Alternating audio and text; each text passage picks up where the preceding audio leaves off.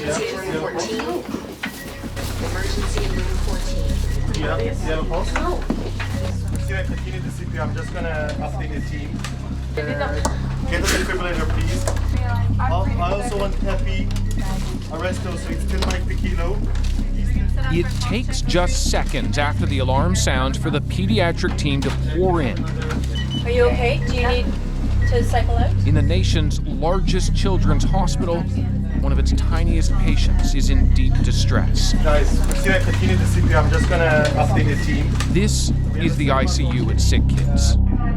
Or a mock-up of it anyway, a near-exact replica of the real thing. And what we're able to do is manipulate the mannequin to respond exactly how it should respond. And you'll never guess how we found it. It showed up on Airbnb, where a bed costs nearly $2,500, the real cost of running the ICU for just one patient a day. Hi. Hi. Hello. Hello. Those who fundraised, like this group from IBM, help the hospital financially and in return get a close-up experience. It's a tough experience. You're going to hear sounds, you're going to see things, you're going to start thinking about things that perhaps you've never thought about. Dr. Lennox Wang runs the real ICU just a few hallways away. He set up roles for each of us participating. That includes me. So these use cards of a kid, you essentially could be Jordan 5 from Brampton, Ontario, not even an hour from here. And the story for Jordan is Jordan had a fever, shortness of breath, ended up here at SickKids when it got worse, and now it's been diagnosed as left side pneumonia. So why go through such an elaborate exercise?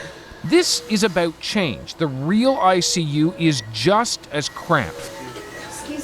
4 patients to a room, their parents squished in, more than one guest at a time, mom and dad for instance. Nearly impossible. Then you add in the medical teams and inevitably the need to deliver bad news in a space that's far from private. And I'll let you know as soon as you can take them off. Even in a mock-up, this is hard for any parent. Well, they put the headphones on, and I can understand why, because being so close, there's obviously privacy concerns. Mr. and Mrs. Patel, as you know, Jordan's seizures have been progressively getting worse. After looking over his most recent imaging numerous times, they have revealed an advanced brain tumor. If you want to tell any relatives to come see Jordan and say goodbye, then you should soon. I am so very sorry. It's tight, it's hard. I mean, we are shimmying beside. There's no space bubble. There's no personal space. You know, between all of these announcements and everything else, obviously it would be very hard to keep your mind straight, get sleep, and yet, you know, it's something else watching the staff trying to do gymnastics around one another, working in a really tight, small space to try to pull this off, basically to try to keep a kid alive. While the child patients in the ICU are often sedated, they and their parents can still be exposed to trauma. One is about to happen here. Emergency in room 14. Emergency in room 14. Yeah, you have a pulse? No. Now you can please give it and give it a fast push after. Continue chest compressions. Okay, so it looks like we're still in VFib Oshri. Yeah. So let's carry on. Can you please tell me when you're ready for it? This is terrifying, but it's also working.